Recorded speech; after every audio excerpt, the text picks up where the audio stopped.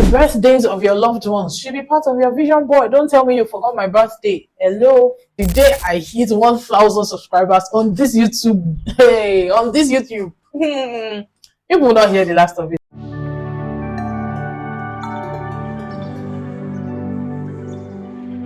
Hey guys, welcome back to my channel. If you're new here, you're very much welcome. Thank you for clicking on my video, and if you're a returning subscriber, thank you for always coming back to watch my videos. On this channel, I film about faith, love, relationship, and lifestyle from Umuahia, Nigeria. So in today's video, we're going to be talking about setting goals and vision boards for 2025. I know that over the years, we always end the year with like New Year resolutions and determination of what we'll do in the new year and what we'll achieve in the new year. But over time, I realized the fact that we burn out even before the end of the first month, or a lot of times we procrastinate and say, oh, I'm going to do it, there's still time, there's January, there's February, there's March, and we end up not even achieving anything. And if we don't write these things down, write it down, make it plain, the vision has to be clear. If we don't make it clear, a lot of times we'll just keep running in circles and we'll never really become everything that we have the potential of becoming. So I'm going to be giving us a few tips on how to create a vision board and the things to look out for when working with a vision board. Number one, when creating a vision board, would be to seek clarity. Don't just run into the new year with your head knowledge. Don't run with just what you think you know or what you think you should be doing. Seek for clarity from God. Ask God, what do you want me to do? What do you want? What is your picture that you have for my year 2025? What do you want me to achieve? Which way should I go? So we don't just run blindly. We need to seek for direction, and it is so important. So take your time, pray, seek God's face, ask him what he would have you do. And also, he has given us common sense when making decisions. So check yourself. Do an audit of what 2024 has been like for you. What has 2024 been like? What are the things that you have done? What are the things that didn't work? What are the things that worked? So work with your audits for 2024. Check out the things that worked, and you can keep doing that or make it better. Check out the things that you did that didn't work. Check out the things that you could have done that you did not do. Just check for it, and common sense is supposed to also guide you, right? God gave us sense for a reason, so let that also be a thing when you are creating your vision board. When you're creating your vision board, there are two apps that I would recommend for you, and that is Canva and Pinterest app. Pinterest will help you get photos of what you want to achieve, so the goals that you want to achieve. So if you want to achieve a fitness goal, how about you go to Pinterest and get a picture of someone that looks like you, that has gotten to where you want to be, and let that be like the picture that you have. If you are looking for an academic goal, how about you go and get a picture of someone who got good grades, or someone who has graduated, if that's what you're looking out for in 2025. Something to just give you an idea of what you're looking for. There's another app that I'm going to add up here. I can't remember the name of the app right now. It helps you to be able to create pictures by yourself. So you just go there and enter a command of the kind of picture that you want to create. So if, let's say, you're looking to build your personal work with God, you're looking to be in the arms of God, you're looking to just build your prayer life and your study life, and you just want to build your relationship with God, you can just put in the command of create a black woman who is like in the arms of God, or someone who is studying and something like that, and it would give you exactly what you're asking for, right? So yeah, get pictures of those things, and then you move them to Canva and collate them. So just like a picture collage. Canva has like formats and stuff that you can use that will make it very easy for you. So easy to use Canva. So to have that picture, you can also put your picture maybe in the middle of it, just so that you know that this is all that you want to become in 2025. And I believe that that's a good place to actually start. You can also make the board either digital or a physical board. So some people have boards that they put on their wall, and then they have all the pictures on it, print out the pictures and put it. Or if you're moving like me, who is using the digital, and I intend to just put it as a screensaver on my laptop and maybe on my phone. Put it somewhere where you can have access to it every single time, every single day, to remind you constantly of what you're set to achieve in 2025. Very important. Another point that I will give us is to break our goals into small actionable steps. So don't just overwhelm yourself with the end goal. Break it into little pieces, bit by bit, slowly but surely, right? Don't just say, oh, I want to lose 10 kg in January. That's not visible, and then you burn out, and then you get overwhelmed. Or you say, oh, I'm on social media, I want to hit 50,000 followers in 2025, and then So if I want to meet 50,000 followers, what should I do? I will now have to be posting 5 times a day. When before you never even posted once a week successfully. Build consistency little by little. So I want to be posting once every 2 days, and I'm going to be consistent with it little by little, right? Don't just do, it is something that I also struggle with. So you do something today, you post pam pam pam pam pam all through this week, and then you disappear for like 2 months, and then you come back and post pam pam pam pam for 1 week, and then disappear for another 3 months. And that's how a lot of us do, even with every other aspect of our lives. We show up once and then we disappear for a very long time. But how about you build consistency little by little, even in our prayer life and our work with God? Instead of saying, oh, I want to be praying, and now I'm going to be doing, like, every morning I wake up at 5 a.m. I'm going to be praying till 6, when you have not done that for years. How about you say, okay, 10 minutes, instead of doing 24 hours fasting once in 2 months, how about 10 minutes every day? I'm dedicating this 10 minutes every day, and I'm going to show up. I'm going to be consistent, because the journey is also as important, if not much more important, than the destination at the end of the day. The character that we build, the grit, the resilience, the discipline that we build is so important, and we need to pay attention to the small actionable steps that we are achieving, because it's very, very important. That is where we are able to build character. That is where we're able to build diligence. That is where we're able to build consistency, and that is what we are looking for in 2025. Another point that will be so important is checking in from time to time. Don't just start rolling and just start moving, because sometimes you might have just deviated or diverted from your goal, because every step that you take has to lead you to that end goal. Look at the vision board, look at the pictures. Everything that I am doing, is it in alignment with this end goal? Every step that I am taking, is it leading me to this place, or am I just doing things roughly, or am I just doing things out of my head? You need to constantly check in and be sure that you are still in line with what you're supposed to be doing in 2025. Also, one thing that I have decided to do, and is in my vision board, is to constantly celebrate my small wins. A lot of us get so overwhelmed with the bigger picture and the bigger goals that we forget the little steps that we're able to take that will eventually lead us to that big goal. I have made up my mind that the day I hit 1,000 subscribers on this YouTube, people will not hear the last of it.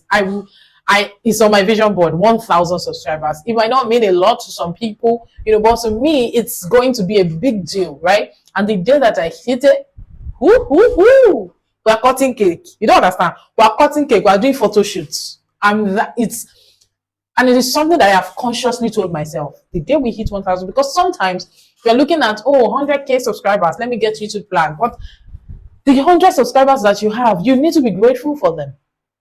That 100 people, do you know what a room of 100 people look like? Do you know what it feels like to gather 100 people into a room? So you have a whole 100 people on your channel, and you're not grateful, you are not happy, you're not excited. And sometimes we lose our excitement and we lose our wonder, and we're just like, it's not a big deal, but we need to constantly be thankful and be excited about the little tiny bits of progress that we are able to make per time. Okay, if you say you want to lose 50 kg in 2025, and maybe after the first month you lose 2 kg, be excited about it, be grateful for it, be excited, because it's just 2 kg. I'm still so fat, I'm still so this, I don't like my body, I don't do this, we do all of those things. Oh, somebody just did banger. Oh, Jesus. You guys, literally outside my house.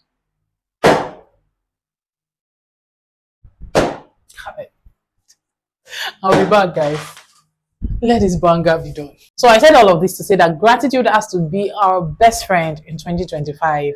Constantly being aware of our little wins, our little steps, our baby steps that we're able to make, and being thankful for it. We need to be able to push ourselves out of our comfort zone in 2025. Someone said something one time that the person that you are meant to become, it's on the other side of work. It's on the other side of the job, of the work that you're supposed to put into it. It's on the other side of the grit that you're supposed to go through. It's on the other side of the discipline that you are yet to build. A lot of us are still where we are right now. And I'm speaking as per a lot of us, including myself. We're still where we are right now because we have refused to build discipline. We have refused to, we are not disciplined, basically. And that is why we are still where we are.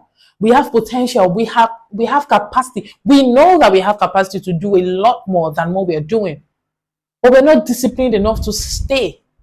We have not built resilience and grit to be able to push regardless of the opposition, and push regardless of how we are feeling, push beyond our emotions and our feelings, and do what needs to be done. Get the job done regardless of how you feel. A lot of us are still not able to do that, and that's why we're still where we are. So in 2025, we're building grit, we're building resilience, we're building capacity and tenacity. We're building all of those. Are you with me? Before I go, last but not the least, I would say that constantly checking with God. Constantly checking with God. As you're checking in with yourself, check in with God, because sometimes we can get overwhelmed and we can get so preoccupied with what we think we should be doing that we don't check in with God from time to time to see, hey God, what's going on? Is this what I should still be doing? Because sometimes life happens and the trajectory of our lives can change at any point. And so we need to have an open mind. As much as we have something that we're working with, we also need to have an open mind to whatever God wants us to be doing at any point in time. So constantly checking with God is going to help us to not just run a relay race on someone else's lane, or do something we think we're supposed to be doing, and at the end of the day, that's not really what God would have wanted for us, or God would have wanted to just change, or a pivot, and we're just where we are doing what we think we should be doing. Constantly checking in with God is also very important, and just being assured that if you put in the work, you will see results. I know this for sure. If we put in the work, we're going to see results, and I really, really trust that God will help us to be able to put in the work that is needed for 2025 to be a better year. Someone said that it is easy, and I have realized it. It is easy to beg for money than it is to work for money. But see, let me tell you, the kind of shame that comes with not having your own, or the kind of shame that comes with not being able to trust yourself to do what you're supposed to do. You know how you tell yourself, I'm going to do this, and you are not able to do it. You can't even trust yourself. How do you want other people to trust you? You can't even trust yourself. That's why you have trust issues in your relationship, because you don't even trust yourself to do what you have said you will do. You don't even trust yourself to keep to the promise that you have made to yourself. So in 2025, we are breaking that chain. We are breaking that shackle. Whatever that is holding you back, we're breaking it, and we are pushing. We are pushing hard, right? We're pushing hard. We're doing everything that needs to be done. We're doing the hard work, right? You want soft life, you go do hard work. Oh. You will do the hard work. Well, that's the mantra for 2025. We're doing the hard work, right? We're doing the hard work to live the soft life eventually. So in 2025, we have help by God and by His Spirit. We have help to do what we need to do, regardless of how we feel, to move past our feelings and our emotions every time. I have help to wake up by 4 a.m. as I have promised to myself. So help me God. I have help. Right? So you speak help, you will seek help for whatever that you have planned to do for yourself as well. For me, I have help to wake up by 4. I have help to take my run by 5 and show up at the gym by past 5. I have help to run back home and prep for work. I have help. I have help to take care of my godson. I have help. Okay? I have help to show up for my friends and my family. I have help. And that should be part of your goals as well. Friends and family, the people that matter to you, should be on your vision board. Mm-hmm. They should be there. You should put them as priority, because in pursuit of life, in pursuit of money, in pursuit of other things, we often forget the people that really matter and the things that really matter. So family and friends, people that matter to you, they should be part of your vision board.